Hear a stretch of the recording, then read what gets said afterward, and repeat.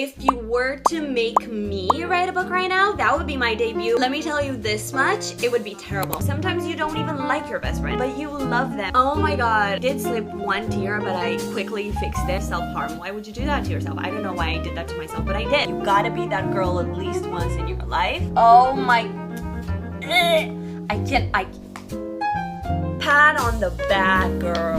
Hi, hello, welcome. Let's get cozy and let's talk about books. And today's video, I am putting my whole heart, hopes and dreams into this one video. This is going to be a good one if this is going to be my last breath, okay? Because I have not been having the best reading year so far. I really haven't. We're halfway through the year, halfway through the reading goal. I've read 50 books so far this year. Well, 51 if you're counting that right there. If we're counting that, I've read 51 books this year and I've only had, brace yourself, 4 5 stars. 4 or 5 stars. I've just done a top 10 of the year so far, and I've done one last year as well, so I looked back on that one. Last year, all 10, I think they were 5 stars, and they weren't the only 5 stars of the year. No, yeah. Last year, I think I had like 30 something, like more than 30 5 stars. This year, 4. 1, 2, 3, 4. So this is just quite literally terrible. It's terrible. It's terrible news. So in today's video, we are going to read some debuts. If you were to make me write a book right now, that would be my debut. Let me tell you this much, it would be terrible. It would be absolutely fucking horrendous. I was watching a bunch of reading vlogs as I do, and I was taking recommendations from other people online as I do, and I noticed that all of these books that I wanted to read because they loved it were debut novels. So I was like, not only can I make a video where I read debuts for a week, also I'm expecting that all of these books are going to be 5 stars. So that's a little bit of a pressure to put on debut authors, right? Therefore, we are not going to officially put that burden on these books. We're gonna keep this video simple. We are just going to read debuts for 1 week. However, just know that somewhere deep inside of my brain, somewhere there in the backbone of my brain, I am expecting that all of these books are going to be 5 stars. So, you girls need some good books. I want to turn this year around. Let me show you the lineup of today's video. The Names by Florence Knapp. I've only seen Sarah reading this book before, but just this morning when I woke up, I saw this interview that Jack did interviewing Emily Blunt, the queen herself, Emily Blunt, and she was recommending this book. I was like, oh my goodness gracious me. This is off to a good start. I love the premise of this book already. I'm going to update you on it when we get to it. 2 absolute queens have recommended this to me, so this is bound to be good, right? The best worst thing, and there's just something about this cover, there's something about this book. I've seen it on so many channels, so many people have read this book, every single one of them loved it. And then we have The Bride Years by Sarah damoff. The level of excitement that I have just holding this book, I cannot explain it to you. Again, the same thing, seeing a lot of people reading it, seeing a lot of people loving it, turned out to be a debut novel. And in case you're wondering, hey, what are you gonna start with? I already have my marker and my tabs ready to read this one. I feel like for this one, I've been waiting the longest. I feel like it's been a year since I saw it recommended for the first time, and I added it onto my want to read list, and now I finally am holding it. I'm gonna sit myself down. I have about 2 hours of reading ahead of me. I am so excited. I'll keep you updated, and without further ado, let's roll the tape.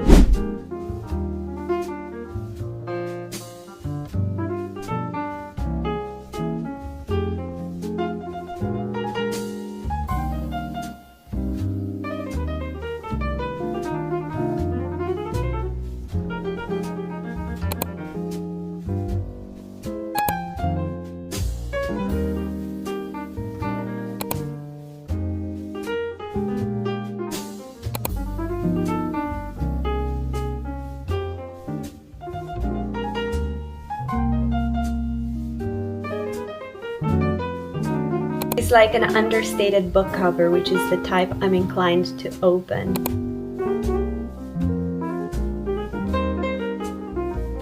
It's time for for the first update for this book. I'm not as cheery as I was when I started this vlog because this book is heavy. Oh my god. The unsettledness of the story, you can grasp it from chapter 1. Just to make it clear, I never read the backs of books before I go into them because I find that they contain a lot of spoilers. I really didn't know what I was getting myself into with this book, and I've heard people say it's kind of like a generational trauma, but I didn't really know what to expect. From page 1, I kind of got the gist of it, and we're basically following two people meeting for the first time, falling in love, getting married, and their relationship was a little bit tricky from the very beginning because there were unsaid things between the two of them, some traumatic pasts for the two of them. And we get a little glimpse of the MMC's past in the prologue, but we don't know much about the FMC, and I feel like she's hiding the most. She really does have some stuff that she hasn't uncovered, and they're married now, and she still hasn't come clean about them, so that's going to be interesting. When we get to that, that's going to be sad. And I feel like the beginning of this book is very much... Now, I might be influenced by the fact that You Seem Pretty Sad for a Girl So in Love, Olivia's album just came out, but I feel like the beginning of it is very much similar to the beginning of that album, where we have a lot of love songs and like really in love, like I would give my heart, soul, my whole life to you, but with a tinge of sadness, with a tinge of reluctancy, doubt, a little bit of like, this might work or it might not work, and that's that on that. I feel the same way with this. Like, it starts with them being super in love and making even like crazy decisions because she's so in love, but then also like she's holding back a bunch of stuff. Girl, you should speak your mind. Like, you should say these things out loud. You should share this with your husband because, you know, getting married is not all love and butterfly. A relationship is not just based on love, it's based on trust. So I feel a little bit like that, and if you have heard the album and heard the story of it all, it kind of goes from my life isn't very good but I am obsessed with you to a fault, and then it goes to oh my god, but you cannot fix me if I am broken, and oh my god, we broke up, and oh my god, I fucking hate you. I'm getting a feeling that that's where this book is going as well. This is the perfect book at the perfect time. I've been in this exact mindset of like, you seem pretty sad for a girl so in love type of vibe, and I'm so excited to see that transform into a book form. Their journey starts in 79, if I'm not mistaken. Yeah, in 79, and I think the book ends in 2019. So we've got a long way to go and not too many pages. 230 pages left. I don't know if she's gonna manage to say everything that she needs to say for the story to be complete in that amount of pages. Not skimming over important stuff, but also keeping it brief and to the point and punchy and stingy like it's been in the first 40 pages. I feel like I'm rambling right now. I'm just loving it so much. I feel it in my bones right now. Like, I can literally hear the album playing in my head while I'm reading this. It just fits so perfectly. I'm excited to continue.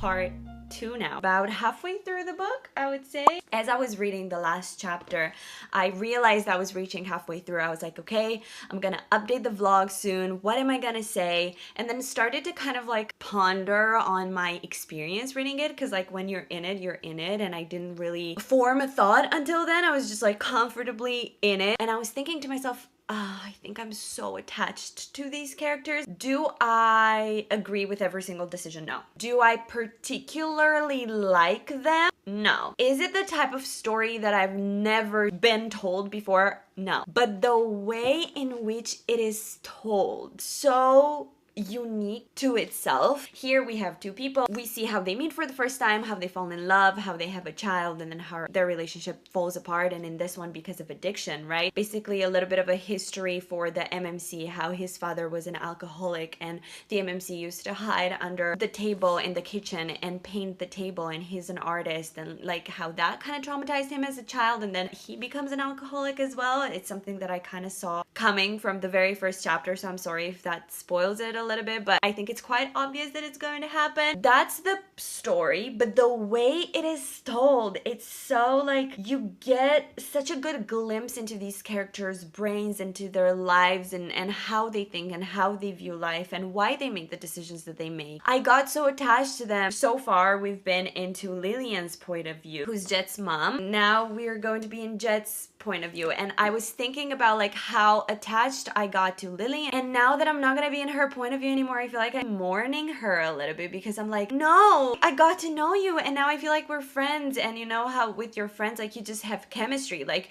it doesn't mean that you agree with every single decision that they make, or that you, I don't know, that you even like them all the time. Sometimes you don't even like your best friend and you're like, what the fuck are you on about? But you love them, and I feel like that's how I'm feeling about Lillian, is that I don't understand her because I don't have kids and I don't have a husband, and our lives coincide in any way, shape, or form, so I don't understand her, and sometimes I find it hard to grasp her decision making, but I love her. You know, like, I've gotten so attached to her, and I'm like, I cannot believe that we're gonna switch points of view, and I already have a feeling that we're gonna get one more point of view. There's no base for that. I have no reason to believe that, but I just feel it in my bones, and I'm not gonna say what it is because I think it would be a spoiler, but I would love if this was a spoiler, like a full spoiler thing, so I could tell you what I'm thinking. But anyway, I'm enjoying this so much. I'm loving the writing. Want to read more from this author already. Like, I love it so much. And I guess the point of this video is reading debuts. I haven't really picked up on anything that would let on the fact that it's a debut. It's so beautifully written. It's so organic and natural, and it really feels like it's this author's like 10th book, 15th book, you know? Nothing lets on the fact that it's her first ever published book. That's crazy to me. It's so well done. It's so thoroughly edited in a way where it's like, it's prosy and it's flowery and it has beautiful, beautiful quotes in it. It doesn't say more than it needs to, you know? It keeps one thought, but it just delivers it in a way that's so punchy. I'm scared to get in Jet's point of view. When we left off, she was just 14 years old, so I don't know if I'm ready to shift from a mom to a 14-year-old, but I guess that's what we're going to have to do.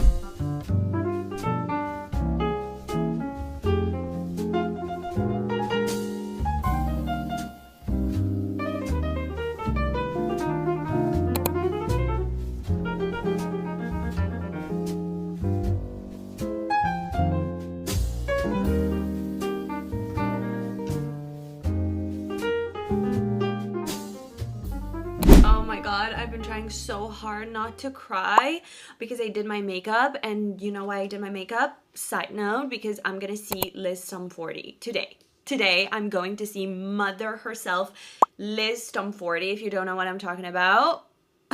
The author of the Windy City series, the author of In Her Own League. Like, I will meet her today, so I definitely cannot mess up my makeup, but this book just absolutely obliterated me. Well, I'm not done. I've just reached part 3. Oh my god, I did slip one tear, but I quickly fixed it. The last time I sat down to speak with you in this exact spot, yesterday, if you read part 2 of the book and then you look back on my update right before I started part 2, it's hilarious. It's hysterical. It's just, what's that word? Ironic. It's heartbreaking and it's terrible, and I didn't see it coming, and it was the most painful thing ever, ever, ever, ever, ever, ever, and I cannot even tell you why. It got worse and worse and worse, and somehow I didn't think that I could love Jet more than I loved Lillian, and I think that I do. I really do think that I do. I decided to play the score of Interstellar in my ear holes while I was reading part 2 of this book because I was sitting outside and there were people around. I was like, let me put some headphones on. Oh, what could work? Oh, Interstellar. Girl, that's traumatizing. Like, why would that's self-harm. Literally, quite literally self-harm. Why would you do that to yourself? I don't know why I did that to myself, but I did. It's such a sad book, but also so beautiful. Some quotes in here are absolutely breathtaking. It's so heavy and it's so dark and it's so complicated. You know that these people are kind of doomed, but you love them. You love them so deeply, and you will take your time to read the book. You just want to be in it. Scared for part 3. I'll show you this. And if you know, you know, and if you don't, you don't have to. You'll find out when you read the book, because girl, you have to read this book. If you haven't yet, you have to read this book. Like, genuinely, what are you doing? This will tell you that pain is coming. More pain is coming, if enough pain wasn't here already.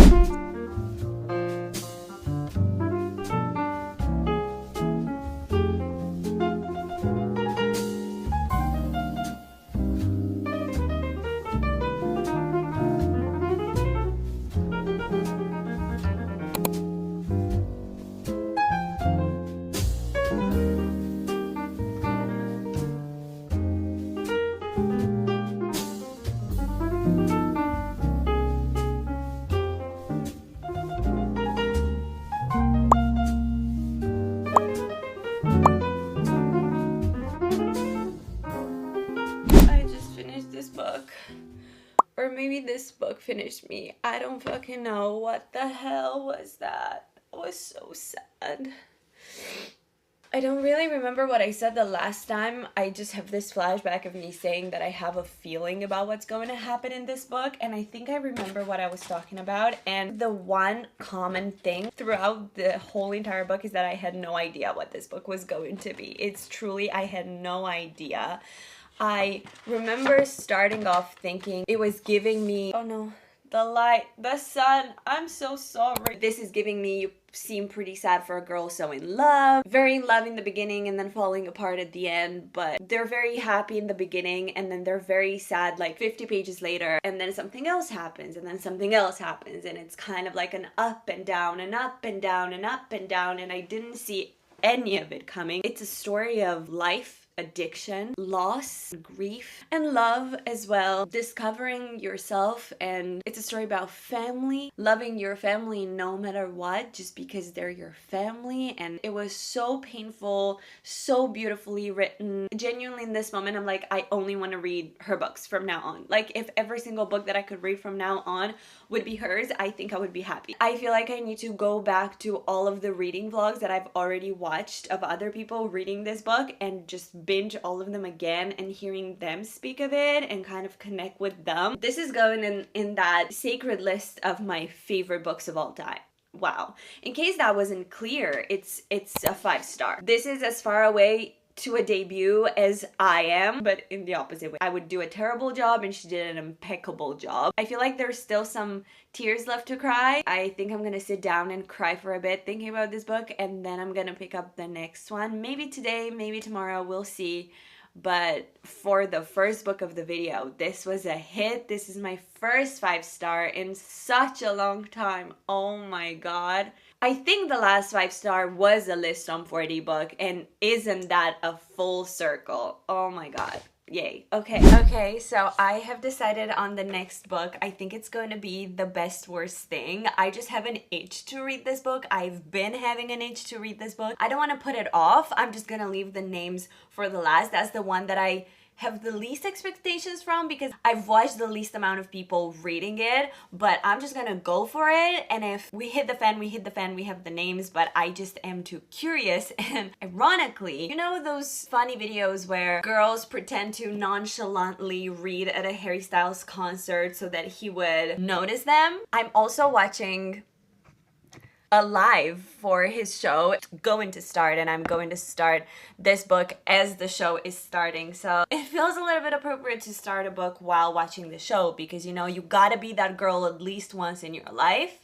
and this is my version of it. I'm a little bit nervous. I know we're handling a story about a woman who is infertile and she's trying to have a baby, and she's married to this guy and they've been trying to have a baby, and when they finally succeed with having a baby, I think the surrogate works or something. She also finds out that her husband is cheating on her with a dog walker. And that's where the story starts. And I am quite scared of the emotional distraught. I guess let's go. Nervous, but I'm also excited, and it's gonna be a great experience because we have Harry on the background. So if Harry is involved, it has to work. It has to be good, right? Yeah. Okay.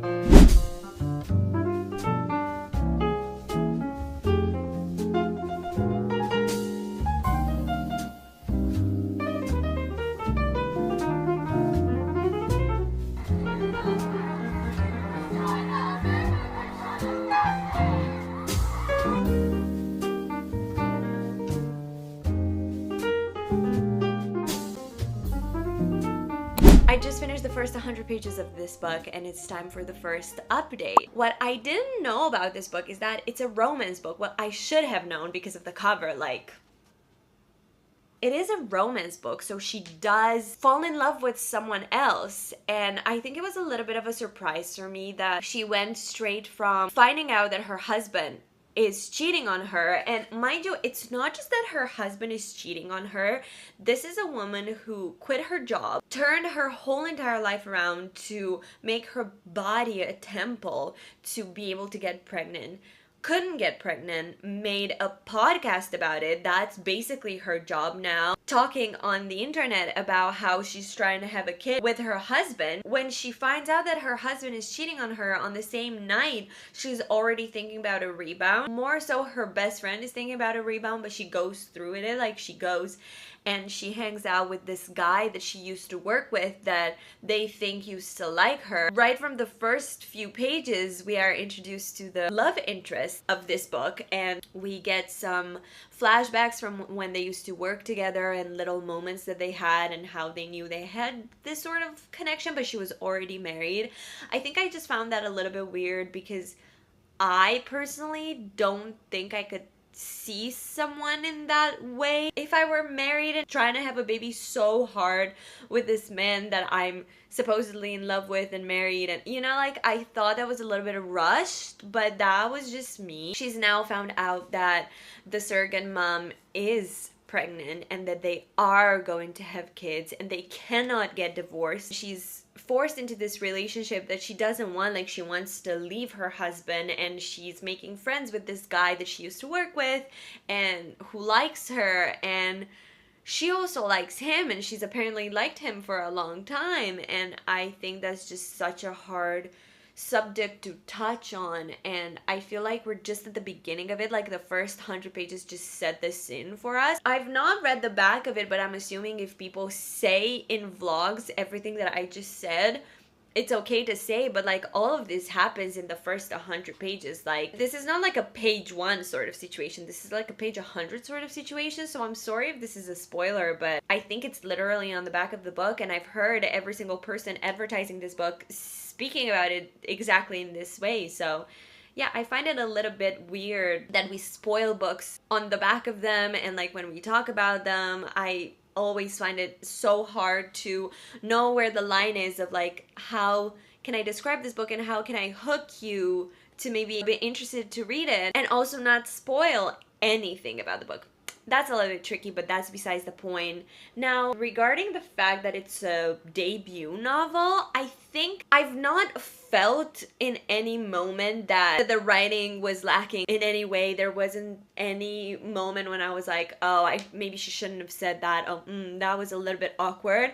But if someone would tell me just from the first 100 pages that it's a debut novel, I would believe them. I'll be like, oh, really? Oh, cool. Okay. Whereas with The Bride Ears, the book that we just read together, I would have never believed you. I would have literally laughed in your face because what do you mean? You know, that book was literally a masterpiece. This one I would have believed you, but it's a good job for a first novel. I am excited to get a little bit more into it because now I'm finally at the point of the book where I don't know anything anymore. Like, so far I knew every single thing that was going to happen, and now for the first time I'm gonna flip the page and be like, oh, that's new. So I'm excited for that. I'm excited to see how this relationship evolves while she's still married. And I do think she was so connected, like not connected, but I think she was really in love with her husband. And I think she really believed that they had something really special going on if she trusted to have this kid with him and like make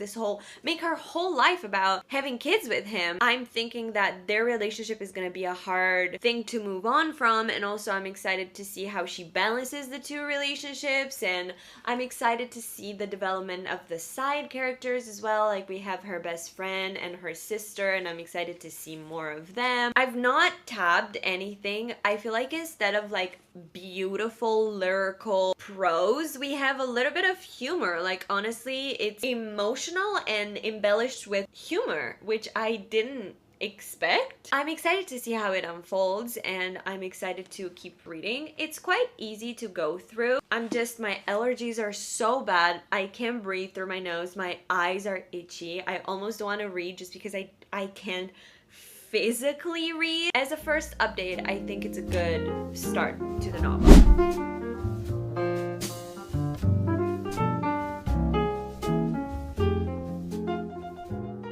I don't know if you can hear me, I'm reading outside, but remember when I was saying that I liked the romance, I really liked Logan, like the guy that she ends up falling in love with, but the thing that didn't really add up to me was how quickly she moved on.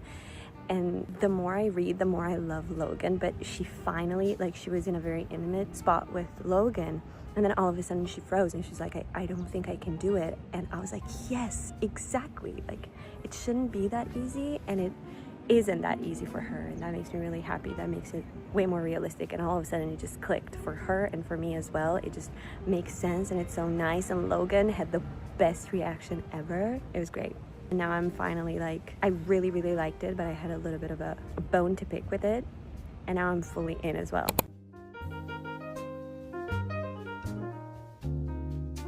I finished The Best Worst Thing last night, and I kind of finished it in the same way I started it, while watching a live of the Hairstyles concert. So I didn't want to interrupt the king while I was finishing this so that I could update you, and also the lighting was terrible. So I was like, you know what, I'm just gonna sit with my thoughts and just update the vlog tomorrow. And I think that was a good thing, because in the moment I just had a lot of contradicting feelings, and I feel like the more I sat with it, the more secure in my opinions on this book are right now. So overall, I really enjoyed this book. I think it's a great book, and if you have any interest in reading it, you should.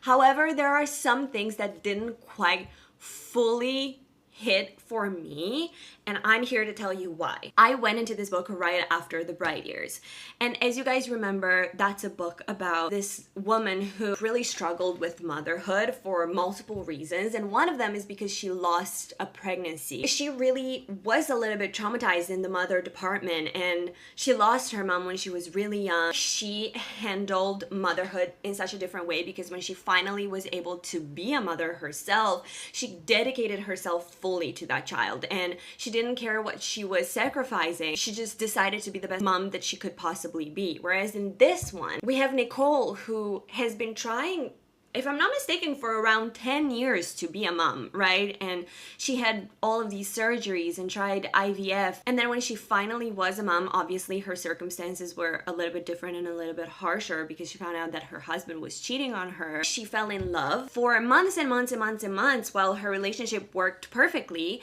Didn't give two flying fucks about the fact that she was going to become a mother. She didn't have a job at the time. She was working for her podcast, and she also was a girlfriend, and that was about it. Like, she didn't do anything else, so that you could say that life just got ahead of her. She just didn't have any inner dialogue about becoming a mother, and I found that a little bit weird. Like, you spend 10 years of your life wishing and praying that you would become a mom, and then when you're finally a mom, you don't think about it at all. I found it a little bit weird, and only at the time when her relationship wasn't working anymore was when she was like, oh, I should work on becoming a mom, and then she started doing the whole thing.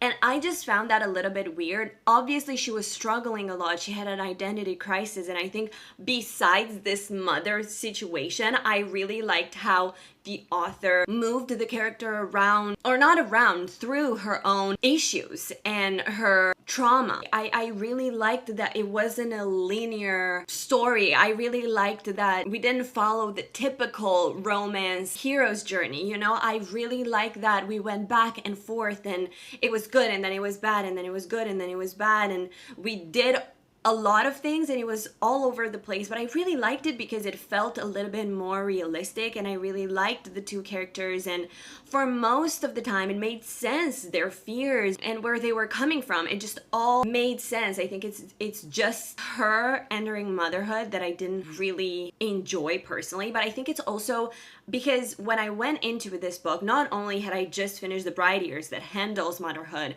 in a very different way, but also I didn't go into this book thinking it was going to be fully a romance. Like, I knew there was an element of romance in it, but I didn't know it was fully a romance, because this is fully a romance. The plot of this book is the romance. The focus of the book is the romance. You have to understand that it's not your typical romance because of the extra trauma, but it is a romance. Having it being pitched to me like this woman who tried to be a mother for a very long time, and on the day that the surrogate finally gets pregnant, she finds out that her husband is cheating on her. I didn't expect to read about her falling in love with someone else and that whole journey. I kind of expected her to go through all of those emotions. That wasn't the case. So that's why for me it didn't just fully hit, and it didn't give me the 5-star feelings. Also, I think my expectations of this book were just too high entirely. Thought that this was going to be the best book that I have ever read ever in my whole entire life for absolutely fucking no reason. I didn't know anything about the author or anything, and obviously I didn't because it's her debut novel.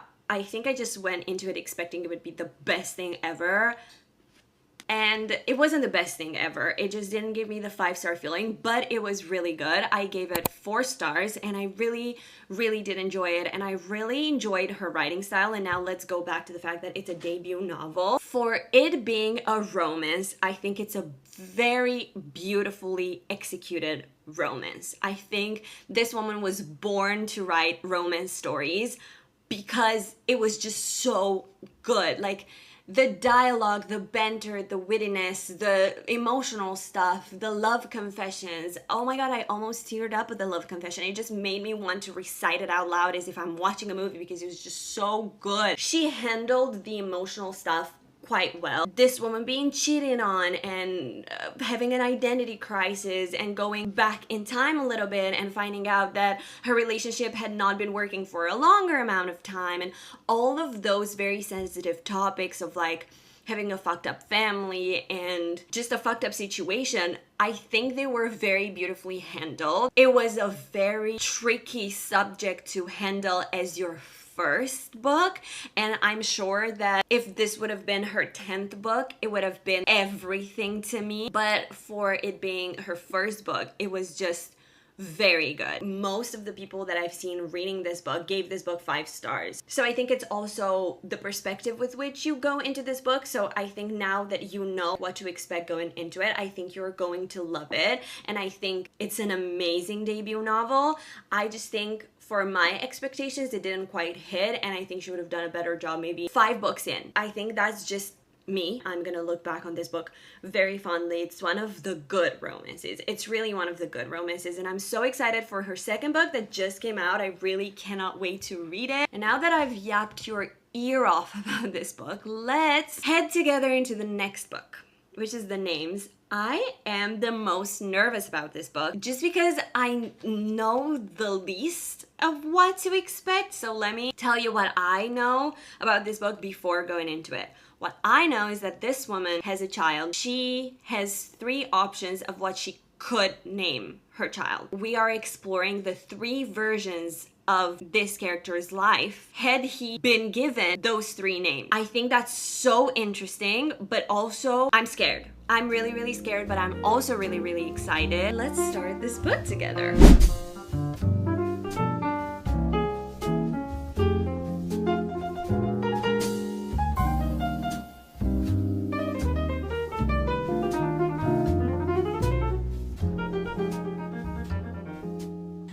am fuming. I am so angry. I am so angry. I'm gonna try my best to be as articulate as possible, but we are basically following this woman, Cora, who just had a baby. And the prologue is her having a conversation with her firstborn daughter, being like, what should we name him? Cora is basically married to this very loved doctor, who's also an abuser and a piece of shit. In his family, every guy, first boy, is named Gordon. That's a family tradition. So she is supposed to name her son Gordon. However, she hates the name Gordon, as one does. They came up with two options, her and her firstborn daughter. One of them was Julian, which means sky father. And she was like, maybe we can name him Julian. I love the name, and maybe we can argue that we named him for his father as well, like to honor his father. Maybe he won't be that upset about it. And then the other name is the name that Maya likes, the daughter likes. Like, I thought that maybe we can name my baby brother Bear, because that's soft and cuddly, but also brave and courageous and strong. And we then go into the three options of life. Sorry, allergies. And we have a chapter in which she names the kid Bear, another one Julian, and another one Gordon. When she names him Bear, the level of abuse that she endures, I genuinely don't know if I should cry or scream. Like, I don't know what my body wants right now, to cry or scream or both. And then when she names her kid Julian, that shapes his daughter as well, because she steps in and she tries to explain to her father how sweet that is, and she tries to take responsibility, and we kind of see how that shapes her daughter in a way, how that makes her daughter take responsibility for her abusive father. And she tries, like, she learns from a young age how to tame an abuser, and it's terrible. And then in the option he's named Gordon, we see how that affects the mother, and how the mother cannot connect to the child. Her mother instincts don't hit. Like, she cannot be a good mother. She's depressed. He doesn't latch. So either way, it's not a good option. Either way, they have a lot to suffer, and I'm just so angry. It really doesn't help my hatred towards men, period. It really makes it worse. Get this man into jail right now. And also, that reminded me something that I didn't tell you about the best worst thing. Oh my god, the fucking cheater, the fucking piece of shit, liar, cheater husband that she has. I remember watching this vlog. This girl was reading the book, and she goes like, yeah, but her husband is trying his best, and like, he really regrets it, and he's so sweet. Girl, piece of shit, liar, manipulating moron was on the page. I was like, get him out, somebody get him out.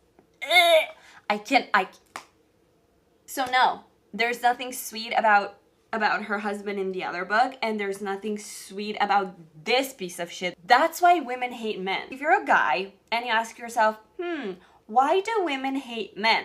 Pick this book up. Pick it up. You don't have to read much. One chapter is quite literally enough. I don't think I'm strong enough for this book. I don't think I'm emotionally stable enough for this book, but I'm going to try my best to read it. It's terrible though. It's terrible, and not in the way that it is written, but in the way what it says. I'll keep you guys updated. That's it. I'll get back to reading.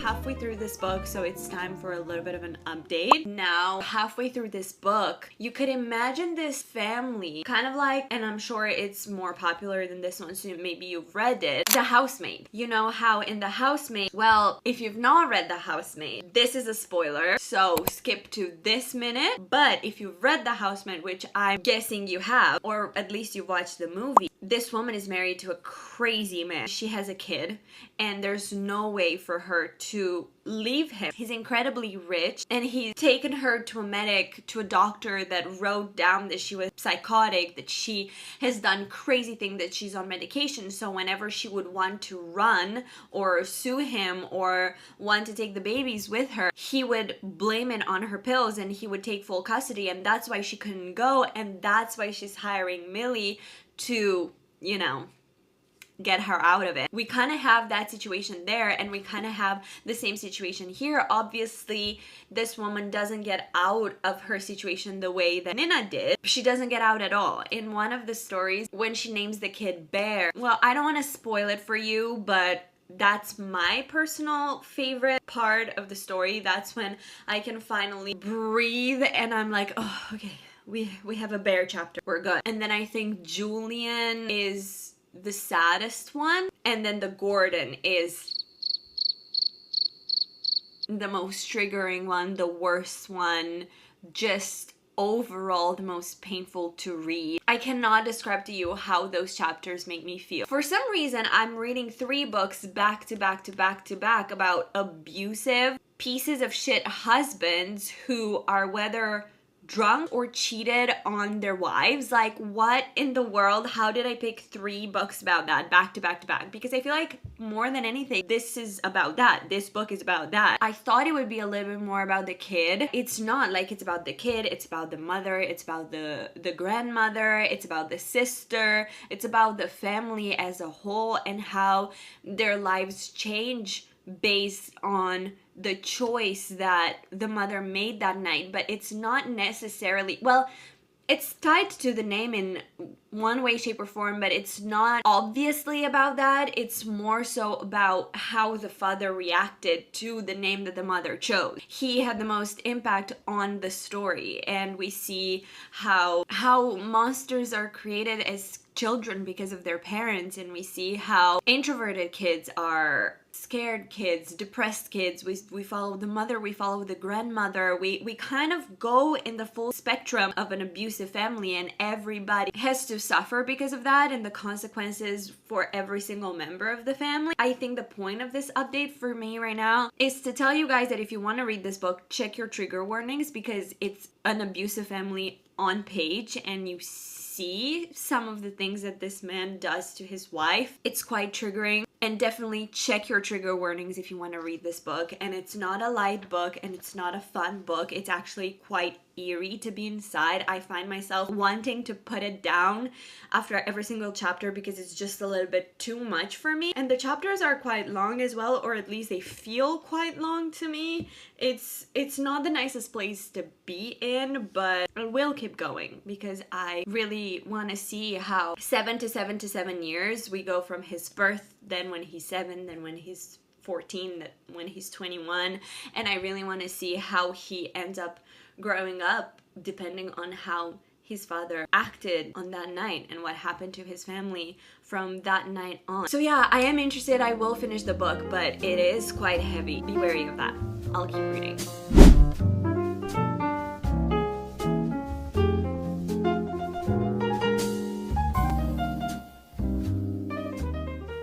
Last and final update for this book and for this vlog, I finally finished this book. Now, you know, when I started this video, I went in with very high expectations. I hoped, and not only even hoped, but I was 100% sure that every single book that I was going to read would be 5 stars. And I started on a very high note with The Bright Ears. It was a 5-star. And I was like, oh my god, I knew it. I'm on a roll. Let's go. And then I read The Bright Ears and I had a bone to pick with it and I gave it 4 stars. And then with this one, I ended up giving it 3 stars. And let me tell you why. Do I have anything against this book? Absolutely not. I have nothing against it. I think it's beautifully written. With this concept that she went for, she managed to create 3 narratives that were completely different from each other but equally heartbreaking, and they all made sense and they were very emotional and they pulled at your heartstrings. The thing with me is just that I couldn't get lost in the pages of this book. I didn't feel like I knew them that well. I lost myself through the 3 narratives. I was like, wait, what did Maya do in this one? Oh wait, who was she with? Oh, who is this person? From the very beginning, I knew that the domestic abuse would be a topic that I'm very sensitive to, and I have read it quite a bit for some reason. I think it usually is a good tool to get you so involved emotionally and so attached to the characters that whatever they do after that, you love them. And this one, I just couldn't do it. Like, I think it was so violent. I think usually with domestic abuse, there has to be some sort of hope that you should be able to cling to in order to get so invested, at least for me. I want to see from the female character that she's trying to get away, or from the kids that they're trying to help. There was no redeemable qualities for the guy. There was no hope for the woman. And it was just like I was watching a painting of a destruction happening in front of my eyes. And like that was the whole experience with this book. It was just like watching a war unravel in front of me. And I could just be there and watch it and see it and observe it from the outside, but I couldn't get myself involved.